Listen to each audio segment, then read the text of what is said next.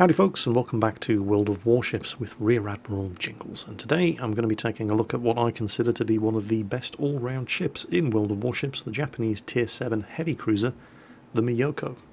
The Myōkō, named after Mount Myōkō in Niigata Prefecture, was the first ship of a class of 4 heavy cruisers. Her sister ships were the Nachi, the Ashigara, and the Haguro. Myōkō was the first Japanese heavy cruiser to be constructed that exceeded the limits imposed by the Washington Naval Treaty. At the time these ships were constructed in the 1920s, they were the most heavily armed cruisers in the world. They each mounted 10 8-inch guns in 5 double turrets. The Myōkō was constructed at the Yokosuka Naval Arsenal. She was launched and named on the 16th of April 1927 by Emperor Hirohito himself, and was commissioned into the Imperial Japanese Navy on the 31st of July 1929. Despite the fact that she was the first ship in her class to be laid down, she was actually the third to be completed. Between 1933 and 1935, with the introduction of the Takao-class cruisers into frontline service, the Myōkōs were all retrofitted. Their torpedo and secondary armament were upgraded, and more anti-aircraft guns were fitted. On the outbreak of the war in the Pacific, Myōkō and all of her sister ships took part in the invasion of the southern Philippine Islands, but the Myōkō's first real taste of action was the Battle of the Java Sea on the 1st of March 1942, when Myōkō, Nachi and Haguro, accompanied by escorting destroyers, took part in the destruction of the last remaining Allied fleet units in the Dutch East Indies. The British heavy York-class cruiser HMS Exeter hadn't been having a very good time. On the 27th of February 1942, she had been damaged in the first Battle of the Java Sea when she took an 8-inch shell to the boiler room and was subsequently ordered to Surabaya for repairs. The destroyer HMS Electra had been sunk covering her withdrawal, and 2 days later, when she attempted to reach the Sunda Strait, she was intercepted by the Japanese heavy cruiser squadron, including the Nachi, the Haguro and the Myōkō, as well as the destroyers Akebono, Inazuma, Yamakaze and Kawakaze, on the morning of the 1st of March. The second Battle of the Java Sea ensued, and Exeter was soon badly damaged by gunfire, one hit causing the loss of all power to the ship. The commanding officer ordered scuttling charges to be set, and she soon began sinking, initially listing to port, only to be hit on the starboard side by 2 torpedoes from the destroyer Inazuma, which sat her back upright and rolled her over to starboard before she finally sank around about noon on the day. Her escorting destroyers, HMS Encounter, an E-class destroyer, and the USS Pope, a Clemson-class destroyer, were also lost. The Pope temporarily escaped the battle, only to be sunk by air attack a few hours later. It's worth mentioning that the day after the attack, the Imperial Japanese Navy destroyer Ikazuchi, under the command of Lieutenant Commander Shunsaku Kudo, turned up and rescued 442 survivors from the Encounter and the Pope, despite the fact that this placed his ship at severe risk of attack from submarines, and interfered with his fighting ability due to the sheer number of sailors rescued. Later in the war, the Inazuchi was sunk by the USS Harder, a Gato-class submarine with no survivors. However, Captain Shunsaku, who had earlier been transferred to another command, lived until 1975, and was thus the only person who actually knew about the rescue of the sailors from the Pope and the Encounter. He never told anybody about the event, and it was only through one former British sailor who had come to Japan to try to find and thank Captain Shunsaku that the Japanese people were able to find out about the honourable actions of Captain Kudo Shunsaku and the crew of the destroyer Ikazuchi. Meanwhile, the following month, the Myōkō participated in the unsuccessful pursuit of the Doolittle Raid Task Force, and in May she was part of the escort for the Tulagi invasion force in the Battle of the Coral Sea under the command of Rear Admiral Chuichi Hara. In June, she was part of Vice Admiral Nobutake Kondo's support force in the Battle of Midway, which also included the battleships Kongo and Hai and the heavy cruisers Haguro, Atago and Chokai, as well as the light cruiser Yura, the aircraft carrier Zuiho, and 7 destroyers. The support force returned to Japan on the 23rd of June without ever actually engaging the American fleet in the battle, and the Myōkō was again sent out on the 28th of June as an escort for the reinforcement convoy in the Aleutian Islands campaign. Myōkō was one heck of a busy ship. She took part in the Battle of the Solomon Islands, where she participated in a shore bombardment of the American-held airfield at Henderson Field. She also then took part in the evacuation of Guadalcanal, covering a force of transports that successfully managed to evacuate 11,700 Japanese troops from the islands. On the 6th of April 1944, the Myōkō narrowly avoided being sunk when she was attacked by the USS Dace, an American submarine. The Dace fired all 6 bow torpedo tubes, but missed. The submarine USS Data also spotted the Myōkō, but was unable to maneuver into position for an attack. In June 1944, Myōkō took part in the Battle of the Philippine Sea. The Japanese fleet had sailed from its anchorage at Tawa-Tawi in response to the American invasion of the Marianas Islands. The battle was an utter disaster for the Imperial Japanese Navy, often referred to by the Americans as the Great Marianas Turkey Shoot, because over 300 Japanese carrier aircraft had been shot down in a single day on the 19th of June. Myōkō later participated in the Battle of the Leyte Gulf as part of Vice Admiral Kurita's first mobile striking force, consisting of 4 battleships and 10 cruisers. As the centre force tried to force a passage through the Philippine Sea, it was spotted and attacked by US Task Force 38. Most of the airstrikes concentrated on the battleship Musashi, but Myōkō was hit by a torpedo aft on the starboard side. She broke off and headed for Singapore at reduced speed, arriving on the 2nd of November 1944. After temporary repairs, she left for Japan, and en route to Cam Ranh Bay, she was hit by 1 torpedo from a spread of 6, fired by the USS Burgle, a Myōkō-class submarine, which was driven off by an attack from one of the Myōkō's escorting destroyers, the Ushio. Burgle was hit and damaged, but managed to escape and return to Fremantle in Australia for repairs. The Burgle eventually survived the war and was sold off to Turkey, where she was eventually scrapped in 1977. Meanwhile, the Myōkō still had 1 propeller operable and could maintain a speed of 6 knots, although she was completely unable to steer. The Ushio took her under tow and took her back to Singapore. However, there were insufficient materials in Singapore to complete the repairs for both the Myōkō and the Takao, which was also in harbour for repairs. The harbour commander reported that the Myōkō was irreparable at Singapore without more materials and impossible to tow to Japan, and recommended that she be kept in Singapore as a floating anti-aircraft battery. This suggestion was approved, and that's how the Myōkō finished off the war. She formally surrendered to Royal Navy units on the 21st of September and was subsequently towed to the Strait of Malacca and scuttled. At the time she was scuttled, she was the last surviving Myōkō Class Heavy Cruiser. All of her sister ships had been sunk in action. The Nachi was sunk on the 4th of November 1944 in Manila Bay by aircraft from the USS Lexington. The Haguro was sunk on the 16th of May 1945 by an attack from the Royal Navy's 26th Destroyer Flotilla, and the Ashigara was sunk on the 8th of June 1945 by the Royal Navy submarine HMS Trenchant. So, what is it about this ship that makes me like it so much? Well, it's a combination of factors, really. The Myōkō's just pretty good at everything. It doesn't really suffer in any one department. The guns are good, the speed and manoeuvrability is good, the torpedoes are excellent. If it could be said to be a little lacking in any one department, that would be its anti-aircraft firepower. But its anti-aircraft firepower isn't bad. It's just, well, it's nowhere near the equivalent of the kind of offensive anti-aircraft firepower that an equivalent tier American cruiser like the Pensacola, or heck, even the Cleveland at tier 6 is capable of dishing out. But that's really the only place where the Myōkō isn't very good. So we're going to take a quick look at the numbers and then give you some practical examples of what it is that makes this ship great. Fresh out of the box, the Myōkō isn't that bad at all. There's no fire control system to upgrade, so you start off firing at the maximum range of your 10 8-inch guns, 16.1 kilometers. By a similar token, there are no upgrades for the guns. You unlock the ship, the guns are as good as they're going to get, and they are pretty impressive. These 203mm or 8-inch guns have a rate of fire of 5 rounds per minute, and remember that's per gun. The ship has 10 of them, so that's 50 rounds per minute of 8-inch shells. They do turn pretty slowly, however. The turrets take 45 seconds to rotate 180 degrees, but they're very accurate. They have a maximum dispersion at that 16.1 kilometer range of only 144 meters. The high explosive shell will do a maximum of 3,300 damage with a 16% chance of fire on target, and the armor-piercing shell will do a maximum 4,700 damage. The 132,000 horsepower propulsion plant, for which there is no upgrade, will give you a maximum speed of 35.6 knots.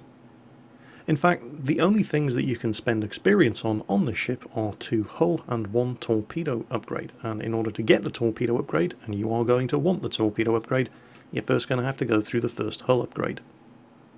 And other than unlocking access to the torpedo upgrade, the first hull upgrade doesn't really give you an awful lot. It gives you some more health, it does give you some more anti-aircraft guns and a little bit more manoeuvrability, but it's access to that second set of torpedoes that is what the first hull upgrade is all about. The standard Type 8 Mod 2 torpedoes aren't bad. They do 16,000 damage, they have a range of 10 kilometers, and the speed of 59 knots isn't terrible. They'll fire at a rate of 0.8 rounds per minute, but there are only 3 tubes in each side of the ship mounted towards the rear. The first hull upgrade adds an additional tube on each side for 4 torpedo tubes, port and starboard. And of course, once you've fitted the first hull upgrade, that then unlocks access to the Type 90 Mod 1 torpedoes, and these do 17,000 damage in a range of 10 kilometers. They go 3 knots faster at 62 knots, and they even fire faster with 0.7 rounds per minute. Unupgraded, the Myōkō's anti-aircraft firepower is shockingly bad, but by the time you've gone through the first and second hull upgrade, while it's never going to approach the kind of anti-aircraft firepower that the American cruisers are capable of, it is pretty respectable. Fully upgraded, the Myōkō can boast 26 single 25mm gun barrels, 8 double 25mm gun barrels, 4 triple 25mm gun barrels, as well as the 4 double-barreled 127mm secondary batteries, which also count as dual-purpose anti-aircraft guns. And finally, those 8 127mm secondary gun barrels have a surface firing range of 4.5 kilometers. So, those are the numbers. Blah blah, yada yada. Yes, Jingles, we want to see you blow stuff up. Oh, alright then. Let's put this old girl through her paces. Our first battle is a Tier 7 match. They have a Nagato, 2 Pensacola's, and a pair of Mayhan-class destroyers. They've also got 2 Clevelands, and the Cleveland is the kind of ship that you never want to underestimate, even if you are a Tier 7 cruiser.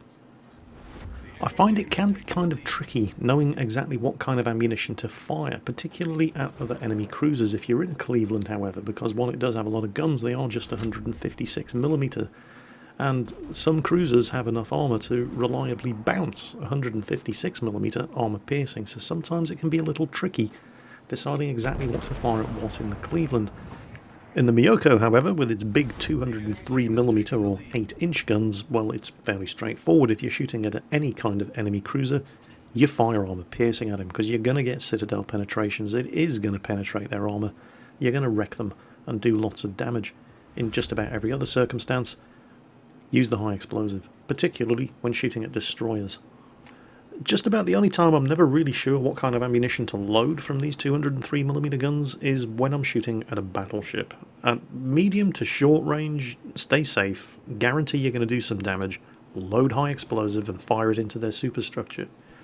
At long range, however, you can get some unexpected results against battleships using the armour piercing, because at long range you're doing plunging fire. The shots are coming straight down and going through the relatively weak deck armour.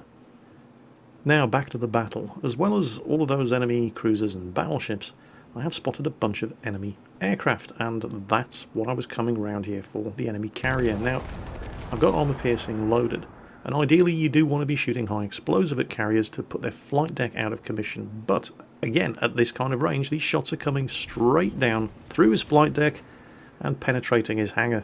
I'm scoring citadel penetrations, which is always nice. Unfortunately, I can't really hang around and deal with that carrier. He's got himself a cruiser escort, and a whole bunch of other enemy ships are steaming over this way to intercept us. Here it comes. Oh yeah, that's getting far too hot. There's just myself and one other cruiser here, and that's just far too much firepower for us to deal with, so we're going to break off, fall back, and wait for... There is one battleship coming up behind us, but he's nowhere near as quick as we are. So I have the armour piercing loaded, but I don't expect to penetrate this Nagato at this kind of range. It's too close for plunging fire. I empty whatever's in my gun barrels, and yeah, a couple of hits, no damage, it all bounced off. Switch to high explosive, and start lighting him up. While I'm falling back here, you can see there's a very limited number of enemy ships that are now able to actually fire back at me. And this Nagato has just bought himself a whole load of trouble. He's now got 2 cruisers and a battleship, and there's a couple of squadrons of dive bombers and torpedo bombers coming over here, and he's cut off from friendly supporting fire. So this is a lot of 203mm guns and bigger, all shooting at this guy, and he's on fire in 2 different places. He's under torpedo attack, the dive bombers are going in. That looks like a Pensacola at the back there. Yeah.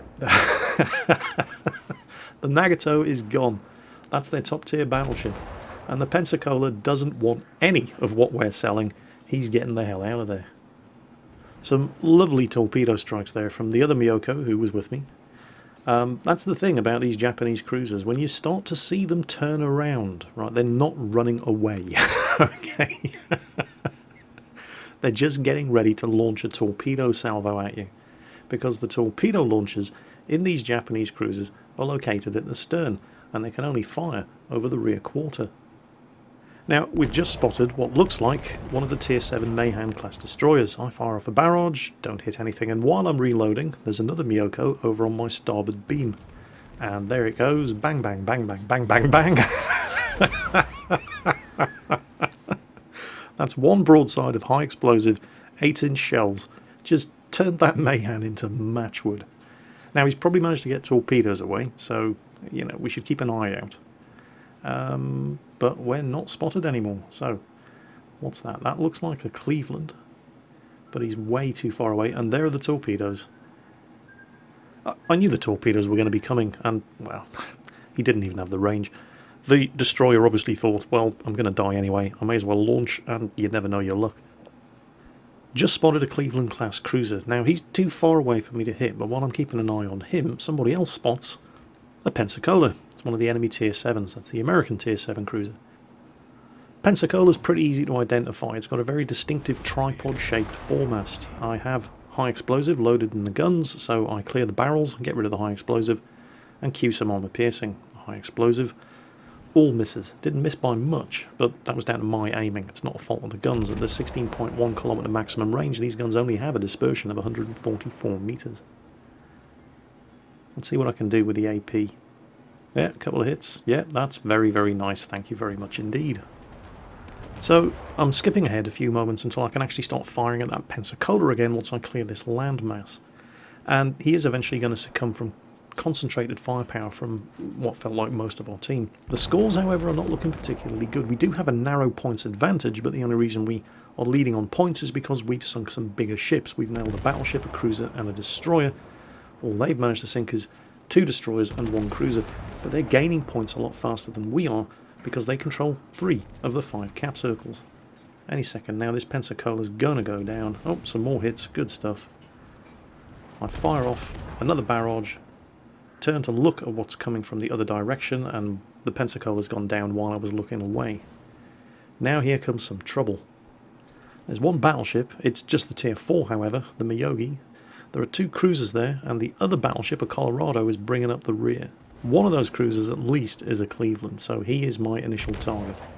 Armor piercing loaded, get an initial salvo out, check the range, and here comes the destroyer as well.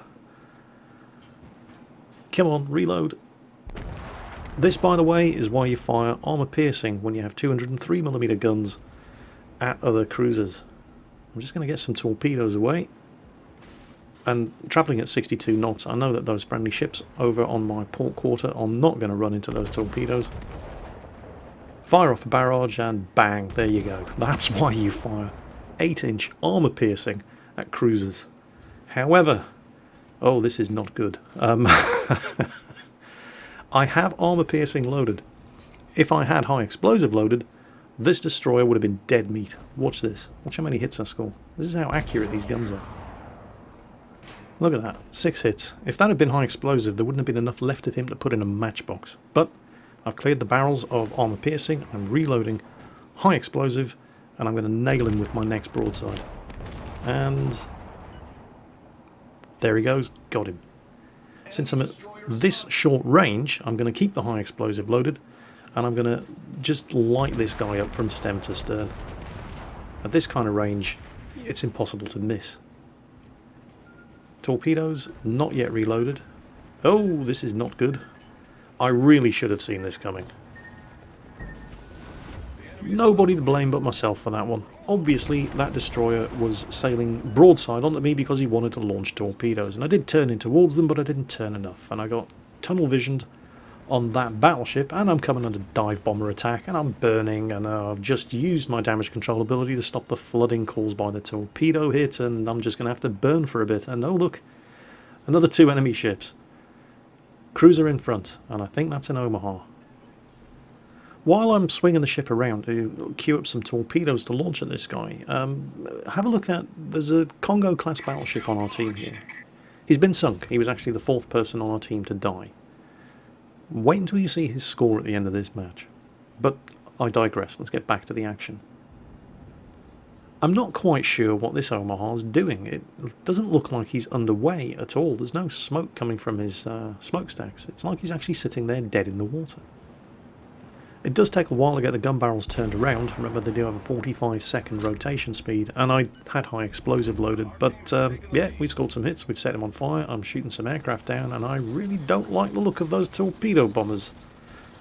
Of course, the Myōkō is a cruiser, and as a cruiser you have access to the defensive fire cooldown, so I trigger that instantly. Looks like the torpedoes weren't aimed at me, however. And here comes the enemy New Mexico class battleship. Armour piercing. At this kind of range, it's dubious. I'd guarantee damage if I was firing high explosive, but at this kind of range the shots are likely to have a flat trajectory and just hit the side armour and not actually do anything, but it's worth a try. If it doesn't work, I can always switch to high explosive. Shots out. And yeah, you can hear the bounces. 3 hits, minimal damage. That's spalling damage. The shots are hitting, they're not penetrating the armour, and they're just breaking off flakes of armour from the inside. That's doing the 420 or so damage that you saw. So screw this. I'm going to let him chew on some torpedoes. Because, well, you know, he's a battleship. He's just going to sail in a straight line, isn't he? Because that's what they do. And I'm safely out of his line of fire.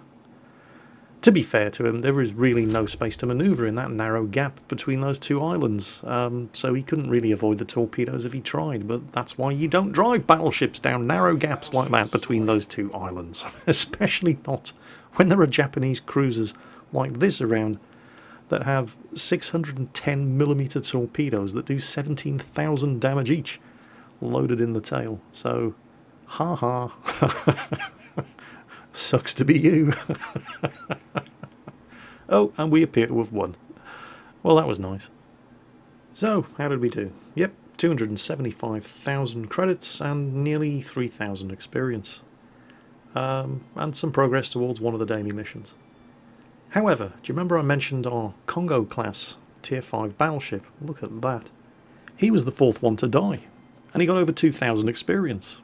He must have scored some massive Citadel penetrations on Tier 7s before he eventually went down. As for myself, 75,000 damage in total, the overwhelming majority from the 203mm armour piercing. I'd have done more, but unfortunately the match ended. Our second battle is another Tier 7 match. This time it's a standard battle on the north map. We have 2 Myokos, 1 Sims and a Hatsuharu. They have the Tier 7 battleships, the Colorado and the Nagato. They also have a Myoko of their own, and their own Hatsuharu class destroyer. The match begins. I decide I'm going to head around the eastern flank, and I get spotted by somebody on the enemy team. When I say I get spotted, I don't mean my ship got detected. It's like, oh, is that a Jingles on the enemy team? No Jingles here, nothing to see here, folks. Move along, carry on playing. You never know, they might fall for it. They probably won't fall for it. We've got a destroyer here with me. Actually, there are 2 destroyers with me, and it looks like the other Myoko on the team is tagging along as well. And that's good, because I do enjoy company. It gives the enemy team something else to shoot at. All too often I'm sailing around the flank, and I'm the only one here.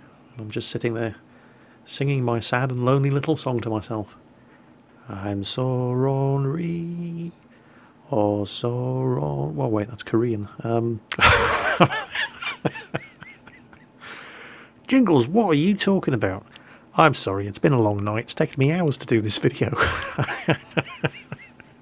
Get back on topic, Jingles. Alright. So, destroyer up ahead. Hopefully he's going to spot something long before something spots me, or at least that's the theory.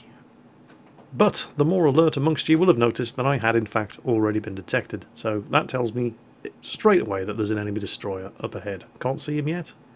He's out of detection range of the destroyer up ahead of me, but he's definitely up there. And there you go, I've been detected again. So I'll let the team know I've been spotted.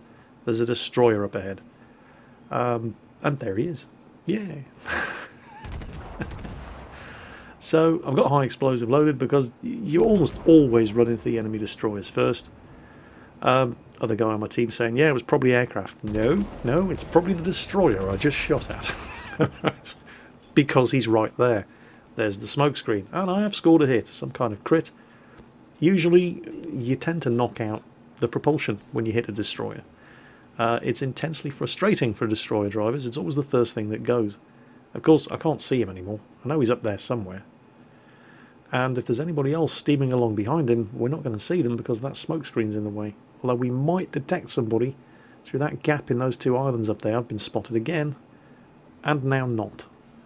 And again, and now not. And there he is, the little bugger. Let's get some shots down. That didn't look particularly well aimed. In fact, yeah, they all missed by a country mile. Reload the guns. Torpedoes in the water. There, they've all missed. Now, our destroyer has rushed ahead to engage that enemy destroyer. And I'm thinking to myself here, don't worry, little fella. We're all coming to back you up. Isn't that right, team? Where did they all go? There was another destroyer and 2 cruisers coming around this way a minute ago. But then I'll look at the map and I think, well, yeah, okay. There's plenty for them to shoot at over there on the other side of that island, so it's not really surprising they didn't follow me around here. Still, there's myself and 1 destroyer against 1 enemy destroyer. What could possibly go wrong? Well, about 30 seconds later, as I'm furiously peppering the area where that destroyer was... Oh, that's not good. That's not good at all. The team had actually tried to warn me. They're all coming for you, Jingles. No shit. I'm getting the hell out of here. So I launch a spread of torpedoes against the closest enemy cruiser, which is their Myōkō, turn around and do Billy Big Steps in the other direction. The next couple of minutes were pretty much just me dodging everything that was fired at me while the destroyer who was with me got blown out of the water. And myself and this enemy Myōkō just ended up trading long-range shots with each other, both of us waiting for the cavalry to arrive. And the cavalry did soon arrive, for him in the shape of a friendly destroyer, and for me in the shape of another Myōkō-class cruiser. I'm queuing up the high explosive, but as in the last replay, the guy behind me already has the high explosive loaded. Look at that. Seriously, guys, if you're driving cruisers in World of Warships and you see destroyers, shoot at them, right? Don't wait for the battleships to do it. Cruisers are for killing destroyers. You are very good at it. Please make it a priority. Well, there's now 2 Myōkōs versus 1 Myōkō, so I'm feeling a little bit more confident. All of his support has been neutralised or diverted to attack somewhere else. He's now alone against 2 of us, and I'm not even spotted anymore. Hooray! The destroyer launched a couple of torpedoes before he went down, but yeah, not even close. And now it's time to go Myōkō hunting. There he is. 2 Myōkōs against 1 Myōkō. I've got high explosive loaded obviously because I queued it up for shooting at that destroyer. It's an extreme range shot, but it does look pretty accurate. Oh, a little bit, yeah, maybe not quite enough lead given. Scored some hits though, a crit, set him on fire. Here comes his return fire at the Myōkō who arrived to back me up, and oh for God's sake, give me a break, will you? Well, I hit him again, and here comes a Cleveland, and another one. Okay, well, I've taken a couple of hits, but that Myōkō's on very low health. Looks like I hit the Cleveland and set him on fire as well. We need to nail this fella. At the moment, those other 2 cruisers that have turned up, they can't shoot at me because the island's in the way. So we need to put this guy down and then focus our fire on one of those 2. Got him at last. Now this is where I do make a mistake. And no, I'm not talking about aiming my torpedoes. You're going to see me make the same kind of mistake that people make in World of Tanks all the time, and it's to do with target selection. Now, those are the torpedoes in the water from the Myōkō that he fired before he went down. They didn't have the range. Here comes the Cleveland, and he does manage to run himself aground, makes himself a sitting duck.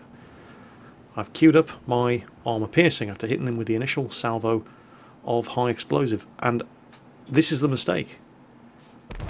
I'm going for the easy kill on the ship who is retreating. He is not an immediate threat because he is not shooting at me, and I miss him. And wasting a salvo at the cruiser that was on the other side of that Cleveland allows this Cleveland to stay alive and keep fighting and shooting at me far longer than he should have been able to. I do eventually sink him, but he manages to get at least one, possibly two barrages of fire off at me and do some not insignificant amount of damage. There you go, before I eventually put him down.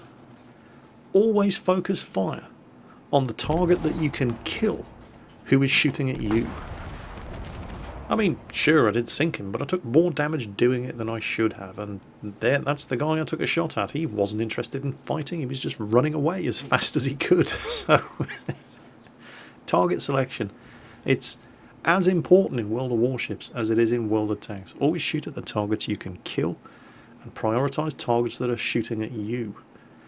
It sounds obvious when you put it like that, but it's amazing how many people, in fact you just saw me get it wrong, but it's amazing how many people get it wrong, and it's one of the most basic rules when you're playing a game like this. So anyway, things are looking a lot better now. I'm feeling a bit safer now that there's a few more friendly ships between me and the enemy for the enemy to shoot at.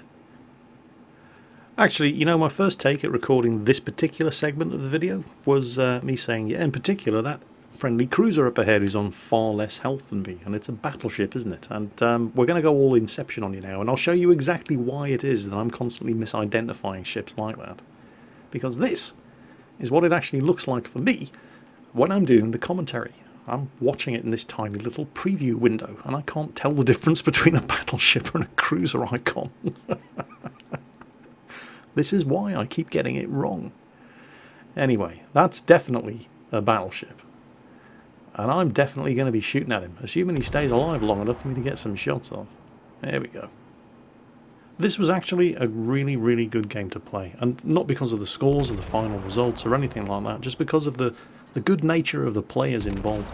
Everybody was talking to each other and explaining, I can't actually fire at this target now because my rudder's jammed, and thanks for the backup, you know, you really saved my ass there.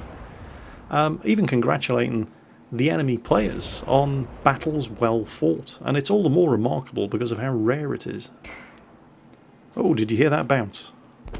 I'm actually getting quite a lot of bouncers firing against this battleship, even with the 203mm armour piercing. Yeah, it's the chance you take. You stand a more chance in a cruiser with 203mm guns of getting a penetration and a citadel hit against the battleship than any other kind of cruiser, but at the same time a lot of your shots are going to bounce. So I just want to do consistent damage from here on in. I'm going to switch to the high explosive. There's 4 of us left, there's 3 of them, but we are capping. In their favour, the 3 remaining ships on their team all have a lot more health than we do. Well, with one exception. In our favour, we're all together. So we can maximise our firepower against one target at a time. Because we're capping, these guys are being forced to rush back as quickly as they can and try to get some shots into the cap circle. Now hopefully that's going to mean that they're all going to arrive here at different times and we can focus them down one at a time. This New Mexico, for example, first one to arrive on the scene, certainly the first one we detected and the first one that we were able to shoot at, turned up with in excess of 35,000 health. He's got 3 cruisers and a battleship shooting at him. And it's almost... you almost feel sorry for him. I, of course, can only fire my front 2 gun turrets at him. The Myōkō has got 3 gun turrets in the front, but because of the way they're arranged, the 3rd turret is actually behind and below the 2nd turret, so it can't fire straight ahead. It's only really good for firing broadsides and in some instances towards the rear. So I'm turning the ship around so I can get all 10 of these 203mm guns to bear on this guy. We need to put him down before he sinks one of us. Set him on fire. He's burning in 2 separate places. Get some more shots out. We're all piling the fire into him. Second battleship clearing the headland down there. We need to finish this New Mexico off so we can deal with... He's done. Now this guy didn't have a lot of health in the first place. So we're going to get some shots out. Keep moving, obviously. Sitting dead in the water is an easy target. Set him on fire. Knocked out some of his gun batteries. Look at the volume of fire going in on this guy. But they have killed one of us. And that's when I notice the Nagato. And he's as near as damn it on full health. This is the Tier 7 battleship. Now, I don't know that anybody else on my team has even noticed this guy yet, and I don't really have time to stop and type an essay into chat, so I just shoot at him, I set him on fire, and then I swing the ship around in order to launch my torpedo tubes at him.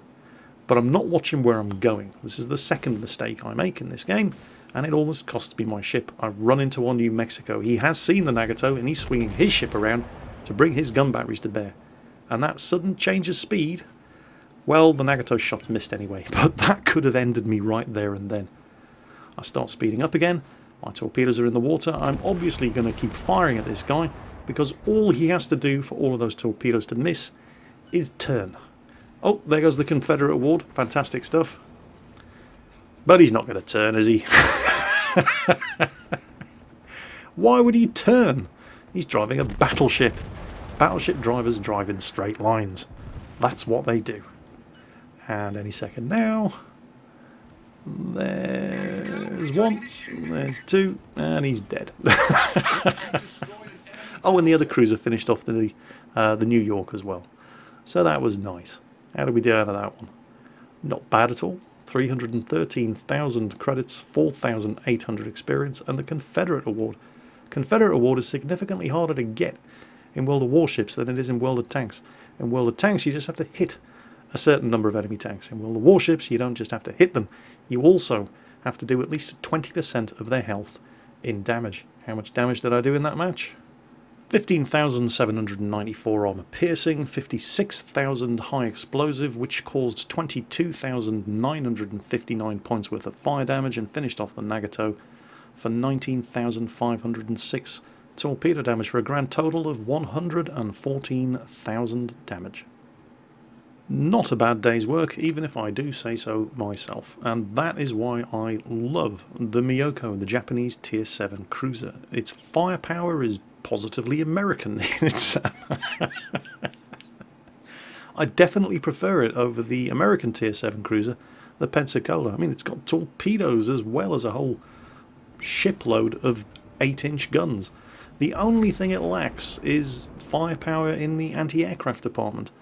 It's got enough firepower to look after itself. It's got a lot, and I mean a lot, of 25mm anti-aircraft guns, but one thing it is definitely not is a fleet anti-aircraft escort ship. For that sort of thing, you definitely still need to look to the American cruisers on your team.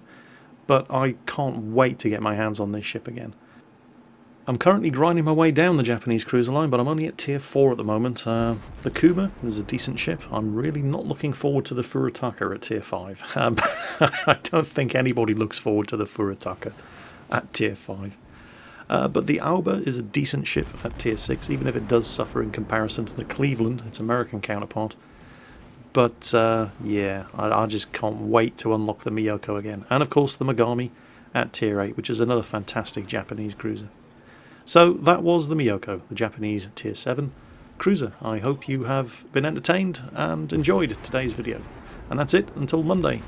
It's my day off, and I'll see you on Monday with Mingles with Jingles. As always folks, take care, and I'll catch you next time.